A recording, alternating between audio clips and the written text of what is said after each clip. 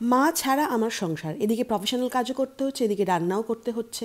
প্রথমেই চাল নিয়ে নিচ্ছি। মা বলেছে এই কৌটোর পুরো 1 কৌটো আর তার সাথে হাফ কৌটো দিবি, আর তার মধ্যে 3বার এই চালটা তুলে নিতে হবে, এটাকে আবার চালের জায়গায় রেখে দিতে হবে।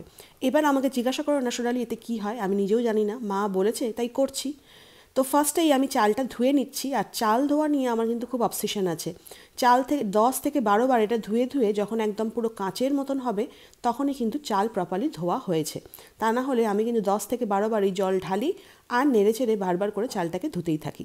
তো দেখো জল যখন একদম কাঁচের মতন স্বচ্ছ হয়ে যাবে তার মানে চাল ধোয়া কমপ্লিট হয়েছে।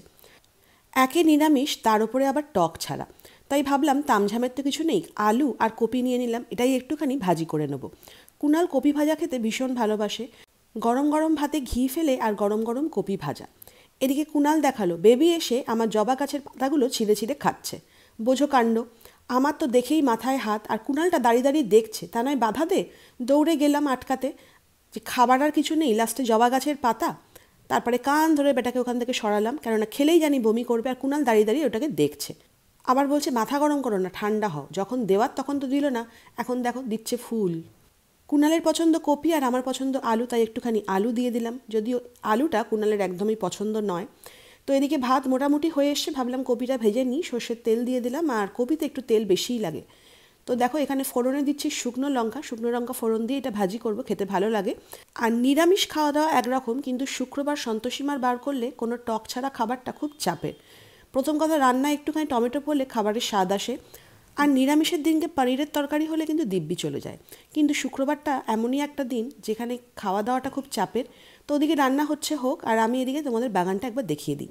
এই যে জবাটা দেখছো, এটা প্রাপ্তিপুরি কুনালের জন্মদিনে গিফট করেছিল। কি সুন্দর ফুলটা ফুটেছে, যার অর্ধেকটা পাতা খেয়ে দেখো বমি করে শুয়ে আছে এখানে, আর এই 3টেও এখানে বসে রয়েছে। আর এই হচ্ছে আমার গোলাপ ফুলের গাছ, যেটা একদম ঝাড় হয়ে থাকে, প্রত্যেক বছর প্রচুর ফুল ফোটে, বাট এবারে আমি একদম টেক কেয়ার করতে পারিনি ফুলের, কি করব। আর এখানে এই জবা গাছটা দেখছো, ছোট ছোট হলেও কত ফুল ফুটে রয়েছে দেখো। এবারে ভাবছি একজনকে দিয়ে ভালো করে একটু গাছের চর্চা করাবো, সুন্দর ফুল ফুটবে। আর একজন এসছে কি না, শশা কাটতে। উফ, শশাটা কাটবে এবার দেখো, যতবার বলেছি পিলার দিয়ে শশার খোসাগুলো ছাড়াও, শুনবে না, ক্যারামতি দেখিয়ে ছুরি দিয়ে কাটবে। আর এসব দেখতে দেখতে না, কি বলবো, আমার ফ্রাস্ট্রেশন এসে যায়। মানে কতক্ষণ ধরে যে শশাটা কাটবে তোমাদের কি বলবো। আলু কপি ভাজা আমার ডান, শুধু ভাতটা হলেই খেতে বসে যাব একদম গরম গরম। আর একজন এসে ফোড়ন কাটছে, এত তেল বাবারে বাবা, মানে কিচেন থেকে কেটে পড়, না দুপুরবেলা ভাত জুটবে না। কিছু মানুষের না এটা স্বভাব, সব জিনিসে এসে ফোড়ন কাটা। 1 ঘন্টা লাগালো শশার খোসা ছাড়াতে, আর তারপরে দেখো শশার কি হাল। এদিকে ভাতও আমার হয়ে গেছে, জাস্ট ফ্যানটা গেলে নেবো। আর তারপরে গরম ভাতের মধ্যে দিয়ে দেবো 1 চামচ ঘি আর গরম গরম কপি আলু ভাজা।